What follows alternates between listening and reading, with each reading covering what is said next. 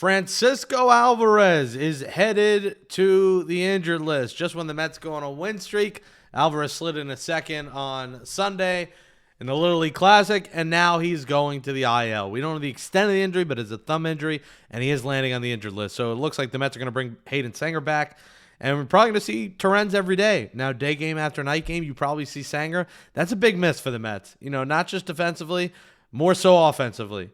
Now Torrens playing every day. We saw he's an okay hitter, but when he plays every day, he is not a good hitter.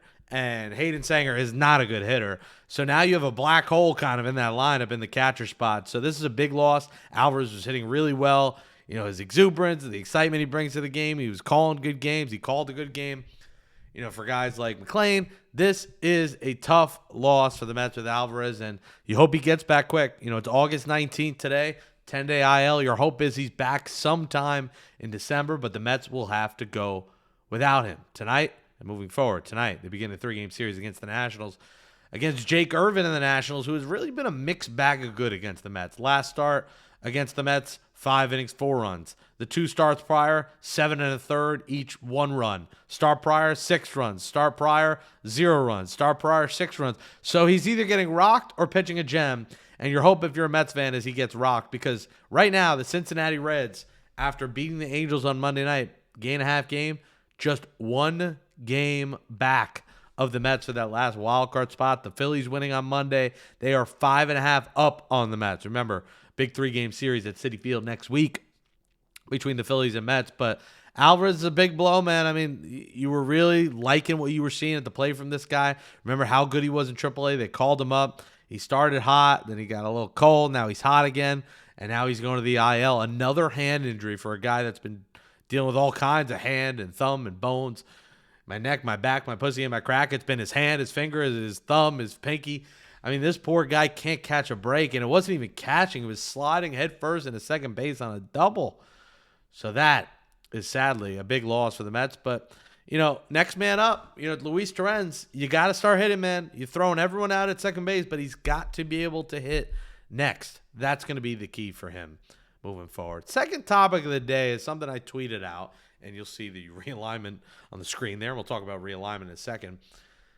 Something about season tickets. And, it drew up a fiery debate on Twitter, so I wanted to address it here on Mets Daily. Again, you're watching Mets Daily. I'm Jake Brown, at Jake Brown Live on all social media. Make sure you hit that follow button. Season tickets. I have never been a guy that was into season tickets. I always thought day of was better. You don't know. Now, I don't have a 9 to 5. Listen, I don't have the money for season tickets. So take what I say with a grain of salt. If you have the money, financially you can make it work, and it's not a struggle in any other aspect of your life, sure, get the season tickets. I'm not stopping anyone. I'm not telling a grown man or grown woman how to spend their money if you haven't. You want to get season tickets. I'm just speaking as someone who is a genius when it comes to, getting tickets on the last second, secondary market, finding the best deals. There's not many people who know as much as I do in that department. So I'm speaking from that side of things. I'm not speaking of telling you how to spend your money. So let me preface what I'm going to say with this. I just think season tickets is stupid. I think buying season tickets is a dumb thing if you're someone who is monitoring money and worried about money. I just think you're blowing money and usually losing it in the end. Now, I will also say this. This season has been different. This has been the toughest season to get tickets for in Citi Field history. The secondary market, they have been higher than usual in the history of Citi Field. But in the end, it does come down to when the team wins and loses. Now, if the Mets were to play like they have been outside of the last 2 games, going to September, and September is a landslide, tickets are going to drop, and those people are going to lose money. And this is why I tell people, why get tickets in advance? Why not wait to see what the weather is, see how the team is doing, see who's pitching? Because, getting tickets in advance, you're just spending more money than you're going to spend on the day of. Now, I hate to give away the tricks, but I'm a man of the people here. And like for this example, Evan Roberts, this is different. I'm not saying, Evan, you're blowing too much money, because one, Evan makes a lot of money. He's a drive time host on WFAN. 2, the guy hosts almost leading up to game time. So he doesn't really have the time to get tickets at the last second if he needed to. He's got his ticket secured. He goes from the show to the game. So this is a special case. I'm not really pointing at Evan. I'm just pointing at in general with season tickets. Now, and this is decline. Forget about 20 game plans. I don't think 20 game plans are a bad investment. You know your days. I'm talking 81 games. They're asking for a whole lot of money up front, almost the whole thing. You got to pay way in advance. You know, when you're paying for them, you have no idea how the team's going to be, what's going to transpire, who's going to get hurt. You don't know what the team's record's going to be. You don't know the weather a lot of these days. You know, things change in your own life. No matter how normal of a schedule you might have, something may happen in your life where, you know, you might think in April you can go to this game in September and you can't. And the work it takes to sell the games that you're selling. Why not just get them when you can go? Like, oh, I'm going to go tonight, Monday, Tuesday, Wednesday. All right, 6:30, 7:10 game, 6:30. I'm going to head to the ballpark. I'm going to get the tickets on the app, 6:30, see what the prices are. More times than not, and I know this year's a little bit different, you're going to be able to get tickets at the last second, probably for cheaper than what you would have paid through a season ticket package. That's what I have found as someone who's, you know, is going to 50 to 60 games a year.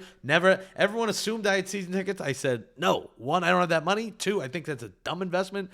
You're blowing a lot of money that you're not getting back. Now, past years have been different. There have been bad Mets teams, a lot of bad Mets teams. I think you're going to see a competitive team. You've seen it this year. You're going to see competitive teams almost every year with this team now that they've put money into the team to get people to go to the ballpark. But you saw last year, not everyone bought in. And in September, tickets were $5 to get in, even though they were in a playoff push. So you just never know. It depends on the year, the team, how people believe in them. Are they a likable team, likable manager, likable players?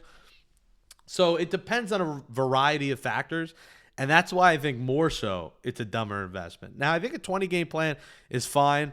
Now, the argument I had with people is this. And last year I had a good example because I was at every home playoff game. I monitored the prices up until first pitch and after first pitch on the apps. And I did see that tickets were going for face and below for a lot of these games. Game 5 NLCS, field level was going for about half of face value. I mean, they were dirt cheap for a good seat in the 100 level. You know, like 126, 128, whatever. They were going for $150, $200, which was way below what the Mets were charging. So, again, people want to say you get the playoff guarantee and I was playing much cheaper. No. Day of game, they were going for face and below. So that's factually incorrect. Now, I do think that can change this year because of the hype and because the Mets are selling out more. They're top 5 attendance in baseball. So I can't predict what's going to happen this October. But I'm just going based off last October. Tickets were going for face or cheaper day of game. You can't look at the secondary market before the day of game because that's when the prices are the highest. And I hate to give away the secrets, but this is Jake Brown, Ticket Guru, telling you how it is. That people will look when they first go on sale. They're like, wow, they're double face value, 4 or 5 days before the game. Day of the game, they do job. Now, I also understand that there's stress the day of game. You don't want to be getting tickets on your phone outside. What if they don't drop? And I get that. Listen, this isn't a foolproof plan. There are times where they don't drop, and maybe you're left paying more than you wanted. But I'll take my chances. That last second, they might drop. So it's a long debate. Let me know what you think in the comments. Are you a season ticket holder? Do you think it is a good investment? I get there are perks that go with it. You get discounts on memorabilia sometimes at the stadium and food at the stadium, rewards points. So listen, it has its perks, and if you have the money, I'm not here to stop you. And please keep buying them because it helps me. So please, I want to tell you, go to the Mets. They call you, buy season tickets. Get a package. Get what you can from the Mets. I'll tell you that. Please do it for me. But that's just my perspective. I know it's long-winded. It's a never-ending debate. There are good things about season tickets. But to me, and maybe my life's just been so chaotic and unpredictable that to me it's nonsensical to get season tickets. I just never thought it was the brightest move. I also don't think it's the brightest move that MLB considers realignment. There is a chance, with Rob Manfred's talking about, that we have the Mets, Yankees, Phillies, Red Sox maybe in the same division based on location and them being all within kind of a couple of hours of each other. And I hate it. I'm semi-okay with some kind of realignment, but that division would become unfair. If we're talking about the Mets, the Phillies, the Yankees, Red Sox, I mean, they're 4 perennial powerhouses. We're talking about 4 teams competing against each other for maybe 1 or 2 spots. That's not really fair. What some of these divisions have going for them is that they don't have competition from everyone, which you can argue is a bad thing. But I also don't think it's a good thing if you have 4 powerhouses in one division just because they're in the same location. I hate that. So, listen, I'm not against the Mets being in the Yankees division. I think it would definitely add to the rivalry. But I don't know if it's the right thing to do. And, Manfred hasn't made all the right calls. He has not been a great commissioner. Expansion, I'm not really for that either. We have so many teams. Why do you need more teams? I get it. It's all about the almighty dollar. But more teams and then packing teams in who are so good in the same division, absolutely hate the idea. So let me know what you think in the comments below. Are you about this realignment? Do you want more teams? Do you believe in expansion and realignment? I'm actually fine with how it is. Maybe it's an old man get off my lawn thing. I don't know. But I would hate Mets, Yankees, Red Sox, Phillies, same division. I just think it wouldn't be fair to all the teams because there's going to be years, one or two of these teams might get left out. Now, they would have to readjust the wild card, playoff seeding. I think a lot would have to change with this, and I just think it's too drastic of a change. I think baseball is in a pretty good spot where it is right now. After the pitch clock, games are quicker. I think it has good things going for it. They already messed it up with the schedule, less division games. You got playing random teams on random days, which I don't think people always love. I get why they did it, but they already changed a lot. I don't think they have to go drastic and realign divisions and add teams. I just think it feels like Who's Line. They're making up the rules as they go along and no points matter. That's what it feels like. I'm Jake Brown, at Jake Brown Live. You can scan this. You'll have a chance to win free tickets, field level tickets to a Mets game this season. Become a Mets Daily Insider. Scan that code. I found out we are on Apple and Spotify and podcast platforms. I have a lot of people that ask me, is it a podcast, Mets Daily? I tell them it's YouTube only. Well, that is a lie now. It is on Apple and Spotify. So if you prefer in your commute not looking at me, not looking at our visuals, not looking at the graphics, then you get 10 minutes a day audio on Apple and Spotify. If you do use that, please subscribe. Please give us a rating and review. We have no ratings on there because I never knew it existed. So we're on Apple, we're on Spotify, we're on YouTube. It sounds like I'm back to my old form in the podcast days.